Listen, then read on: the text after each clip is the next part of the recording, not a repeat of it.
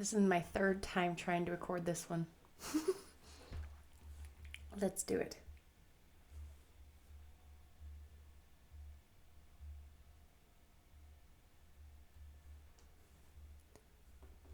Spring had come once more to Green Gables, the beautiful, capricious, reluctant Canadian spring, lingering along through April and May in a succession of sweet, fresh, chilly days with pink sunsets and miracles of resurrection and growth.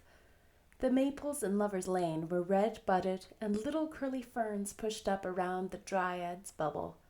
Away up in the barrens, behind Mr. Silas Sloane's place, the mayflowers blossomed out, pink and white stars of sweetness under their brown leaves.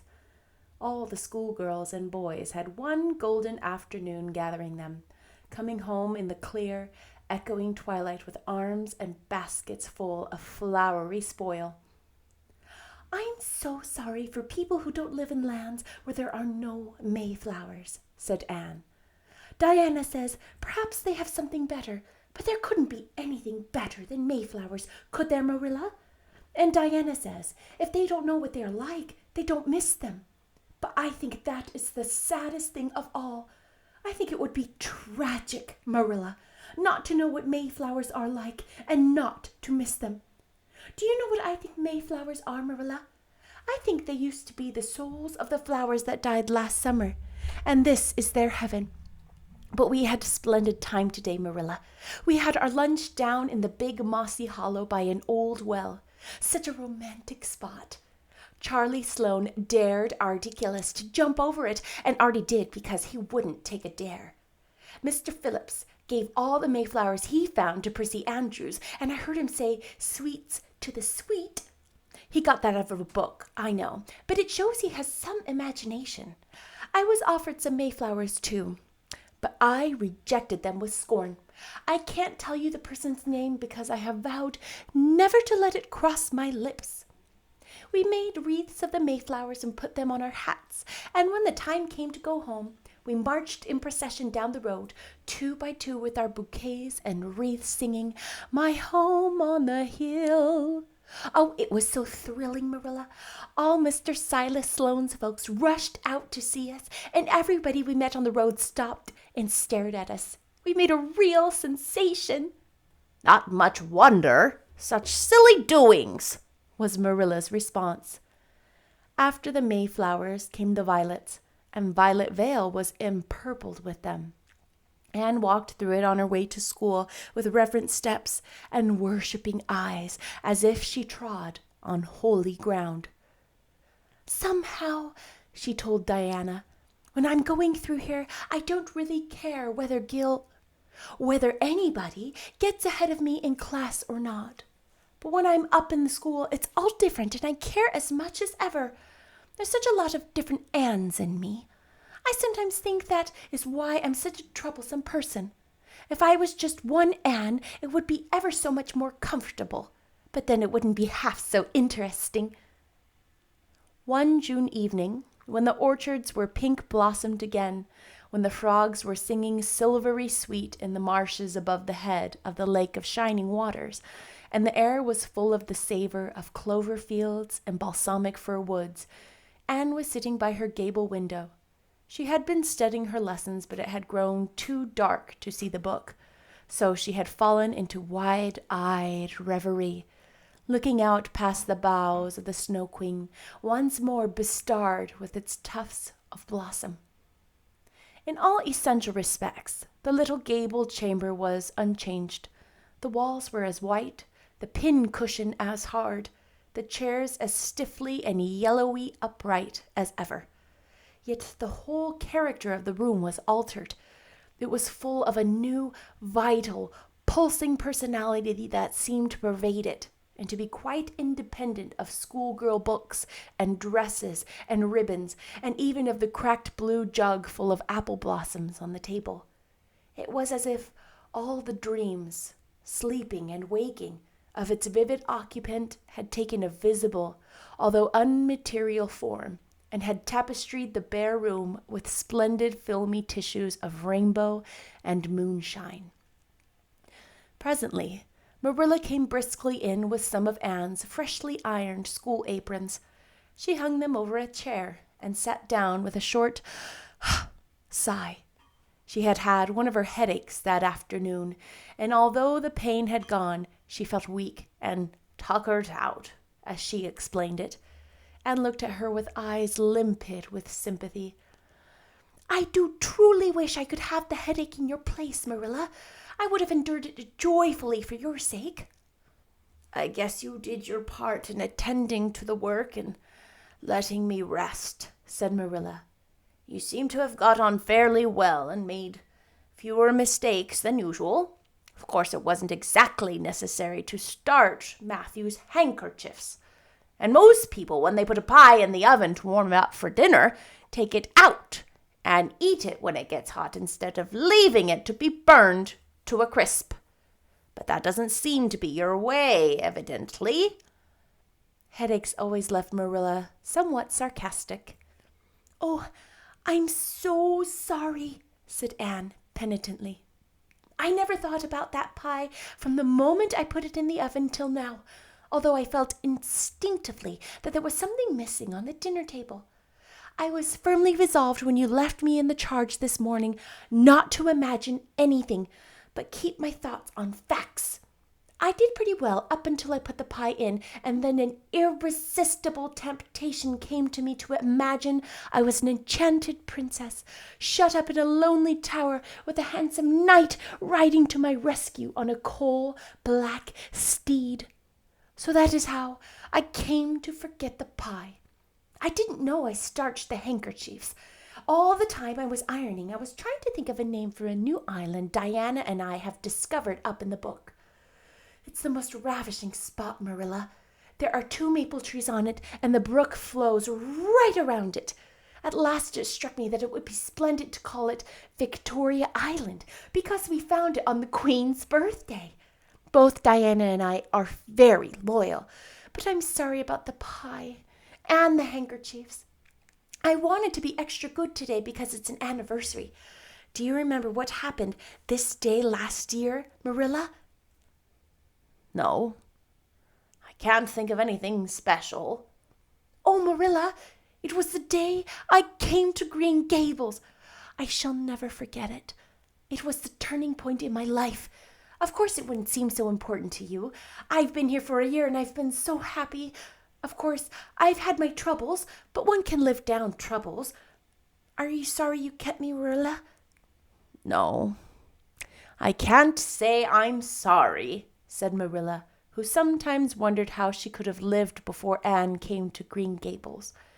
"No, not exactly sorry. If you've finished your lessons, Anne, I want you to run over and ask Mrs. Barry if she'll lend me Diana's apron pattern." "Oh, it's too dark," cried Anne. "Too dark? Why, it's only twilight. Goodness knows you've gone out over often after dark." "I'll go over early in the morning," said Anne eagerly. "I'll get it at sunrise and go over, Marilla." "What has got into your head now, Anne Shirley? I want that pattern to cut your new apron this evening. Go at once, and be smart, too."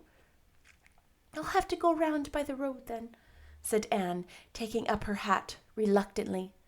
"Go by the road and waste half an hour. I'd like to catch you." "I can't go through the haunted woods, Marilla," cried Anne desperately. Marilla stared. "The haunted wood? Are you crazy? What under the canopy is the haunted wood?" "The spruce wood over the brook," said Anne in a whisper. "Fiddlesticks! There is no such thing as haunted wood anywhere. Who has been telling you such stuff?" "Nobody," confessed Anne. "Diana and I just imagined the wood was haunted. All the places around here are so commonplace.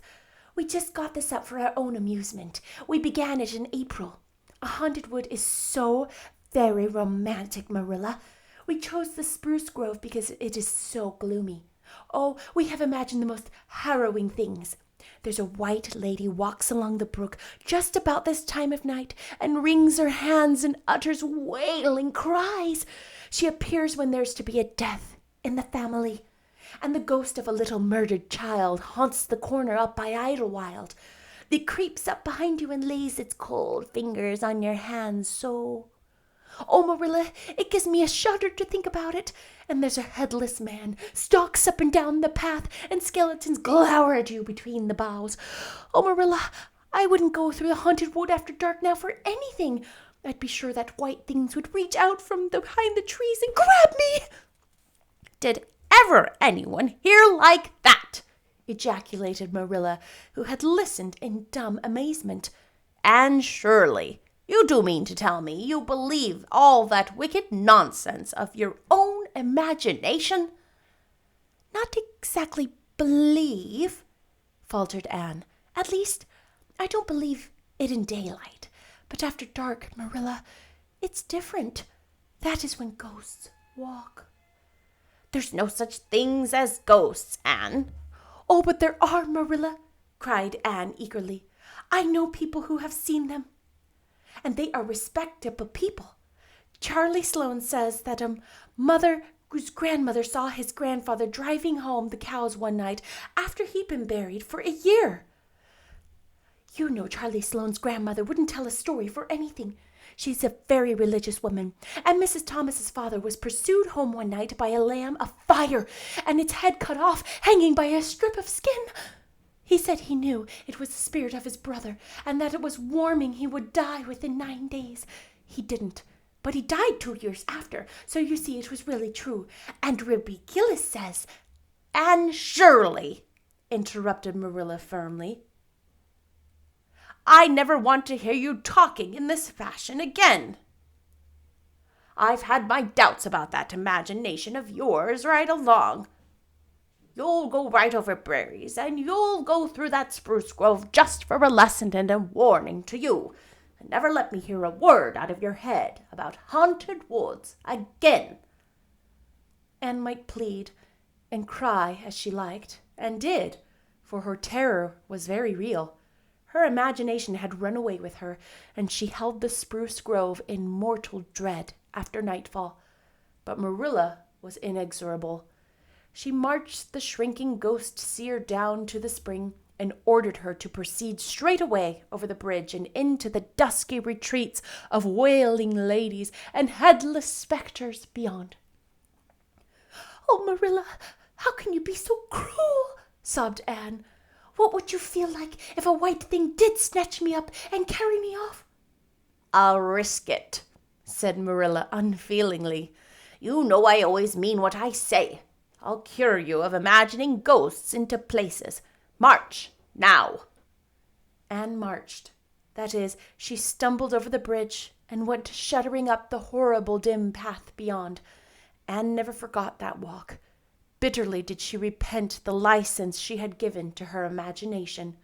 The goblins of her fancy lurked in every shadow about her, reaching out their cold, fleshless hands to grasp the terrified small girl who had called them into being.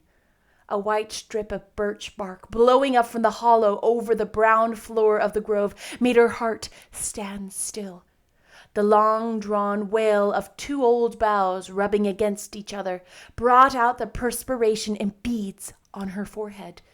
The swoop of bats in the darkness over her was as the wings of unearthly creatures. When she reached Mr. William Bell's field, she fled across it as if pursued by an army of white things, and arrived at the Barry kitchen door so out of breath that she could hardly gasp out her request for the apron pattern. Diana was away, so that she had no excuse to linger. The dreadful return journey had to be faced. Anne went back over it with shut eyes, preferring to take the risk of dashing her brains out among the boughs to that of seeing the white thing. When she finally stumbled over the log bridge, she drew one long, shivering breath of relief. "Well, so nothing caught you?" said Marilla unsympathetically. "Oh, Marilla," chattered Anne, "I'll be contented with a commonplace after day." That's chapter 20. Wasn't that so fun? Oh, her imagination It's getting the best of her.